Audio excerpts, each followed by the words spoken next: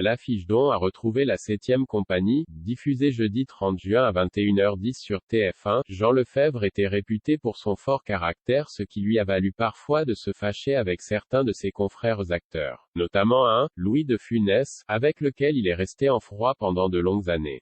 Véritable acteur populaire, Jean Lefebvre a marqué le cinéma français par ses rôles dans de nombreux nanars, mais aussi dans des films devenus cultes, comme Les Tontons Flingueurs, la série des gendarmes à Saint-Tropez ou encore la 7e compagnie dont TF1 diffuse 2 volets jeudi 30 juin. On a retrouvé la 7e compagnie à 21h10 suivi de Mais où est donc passée la 7e compagnie? À 22h50, déjà diffusé en prime, parenthèse fermante. S'il était adoré du public français, bien qu'il ait fait littéralement mourir de rire de spectateurs, l'acteur décédé en 2004 n'était pas très aimé sur les plateaux de tournage. La faute à un caractère bien trempé qui lui a valu pas mal de fâcheries, dont la plus mémorable est sans doute celle avec Louis de Funès. L'origine de leur brouille remonte à 1968, année de sortie du Gendarme se marie. Lorsqu'il voit le film pour la première fois, Jean Lefebvre découvre que des scènes dans lesquelles il jouait ont été coupées. Fou de rage, il accuse Louis de Funès d'être à l'origine de ce méfait.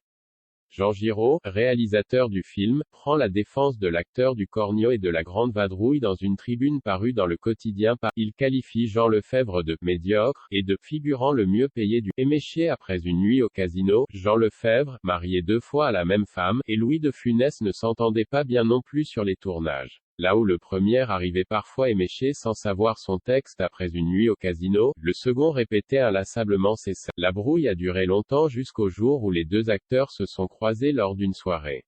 Je n'ai revu de Funès qu'une fois, des années plus tard, dans un cocktail, racontait Jean Lefebvre dans son autobiographie Pourquoi ça n'arrive qu'à. Il était là, avec sa femme, et il m'observait de loin, sans rien dire.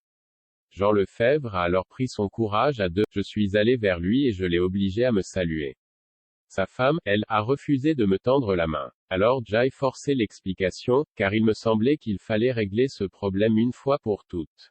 Des coupes qui lui ont fait du tort, Jean Lefebvre lance alors à Louis de Funès, « Écoute, Louis, lorsque je t'ai attaqué publiquement, j'étais fou, je commençais à avoir un petit nom et en me supprimant arbitrairement mes scènes, tu m'as fait du tort. Il me semble que la moindre des choses aurait été de m'en avertir, d'avoir le courage de me prévenir. » De Funès a gardé le silence pendant quelques instants, puis il s'est levé. Tu as raison, Mathieu. Ainsi prit fin l'une des brouilles les plus célèbres du cinéma français.